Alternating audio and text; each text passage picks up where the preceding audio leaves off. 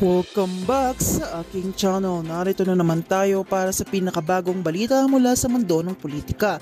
Mainit na usapin ngayon sa social media at iba't ibang balita ang pagkahuli umano kay Kuting na huli sa mismong video habang gumagamit ng controversial na pulboron. Matagal nang kumakalat ang mga aligasyon laban sa kanya, ngunit ngayon ay may malinaw na ebidensya na hawak ang mga otoridad. Ang video na inilabas ay nagsilbing matibay na pruweba para sa patunayan na matagal nang pinaghinalaan laban sa kanya. Hindi na maikakaila ang kampo ni Kuting ang makahulugang katotohanan dahil malinaw sa mga kuha ng kanyang aktual na paggamit. Marami ang naniniwala na ito na ang simula ng kanyang pagbagsak at sa pananagutan ng batas. Ikulong ang dapat ikulong. Sigaw sa publiko na matagal nang naghihintay ng hustisya. Ang taong bayan ay nagkaisang manawagan na huwag palampasin ang ganitong uri ng pang-abuso sa kapangyarihan at impluensya. Dagdag pa rito, kinumpirma ng mga investigador na hindi basta haka-haka lamang ang ebidensya sa hawak nila. Ang mga eksperto ay sumasailalim sa masusing pagsusuri sa nasabing video at nagpatunay na ito ay tunay na walang bahid na manipulasyon.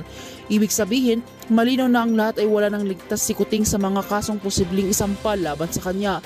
Samantala, ilang kaalyado ni Kuting ang sinasabing nagsimula ng maglayo sa distansya upang hindi madamay sa iskandalo.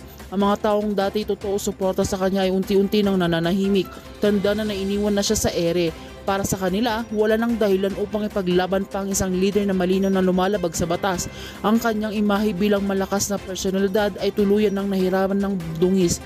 Sa kabila ng debensang ibinabato sa kanyang kampo, naninindigan ng sambayan na dapat pagbayaran ni Kuting ng kanyang ginawa. Hindi pwedeng manatiling malaya ang isang taong malinaw na nasangkot sa ganitong uri ng anomalya. Ang sigaw ng taong bayan ay katarungan at katarungan lamang ang tanging makakapawi sa galit at pagkadismaya ng mamamayan.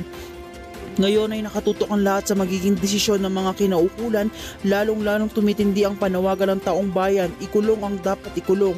Kung saan man magtago si Kuting, dala na niya ang kanyang ebidensya laban sa kanya. Ang batas ay batas, wala itong kinikilingan. Sino ka man, kapag nahuli ka sa akto, panagutan mo ito sa dulo. Kaya manatili kayong nakatutok dito sa aking channel. Sa bawat pag-ikot ng mga kaganapan, kami ang iyong magiging sandigan. Sa paggatid ng walang kinikilingang impormasyon, huwag kalimutan i-like, i-share at i-subscribe para lagi kayong updated sa mainit na balita mula sa mundo ng politika.